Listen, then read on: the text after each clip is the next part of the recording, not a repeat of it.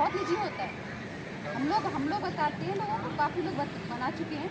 तो गौमूत्र से भी बन जाता है, बहुत सारी चीज़ें ऐसी चीज़ डाली जाती है, जैसे नीम के पत्ते, नीम की वो होती है ना जो गिलहरी, वो होती हैं, बहुत सारी धतूरा वगैरह ऐसी चीज़ डाल डूल के तब बताते हैं, कोई बनाता है तो हम उससे पूछते हैं, हम बताते हैं इस तरह से बन जाता है। तो वो बहुत ईजी है आपके पास, उसमें आपको कुछ खर्चा भी नहीं होगा, तो आराम से बन जाता है, बाजार से खरीद भी। और ये आपने कभी कहीं सुना होगा पेपर में या देखा होगा, जो देसी कीटनाशक से जो आजकल जो फसल उग रही है, जो भी अन्न हो रहा है, अनाज वगैरह या फल है, आपकी सब्जियां हैं, वो बहुत महंगी बिक रही है।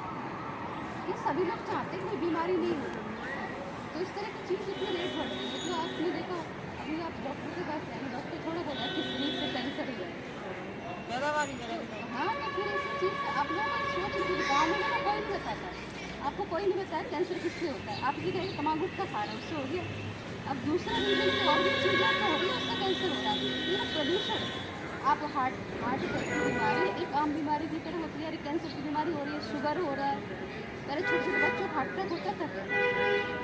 यंग बच्चों को हार्ट अटैक हो रहा है, और सारे स्ट्रेस, और ये सारा केमिकल का खाना, प्रदूषण।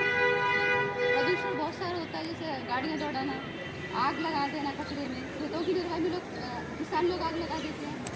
एक तो सरका एकदम भरपूर हुई मात्रा में तो ये आग बढ़ती जा रही है। अब आप लोगों को जागरूक इतना होना है कि हमें किस तरह से बीमारियों पर काबू पाएँ।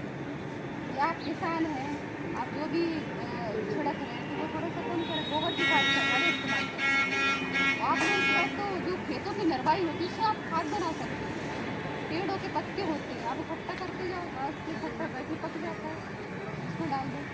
आपकी जो नरवाई होती है, कोई सी नरवाई, उसमें बहुत सारे पोषक तत्व होते हैं, जो खेतों में पोषक तत्व होते हैं, उनकी जो नरवाई में जो डंडल होते हैं, जैसे आपने उसका लिए गेहूँ का लिया, उसमें बहुत सारी चीज़ें, भूसा होता है ना, वैसे बहुत सारी चीज़ होती है, उसको इकट्ठा करके रखते रहो, वो अपने आप में 3 महीने पक जाएगा। बारिश का सीजन जैसे आता है ना, ऐसे इकट्ठा करके रखती हो, फिर बारिश में पक जाता है, आराम से उसको खेतों में डाल दो।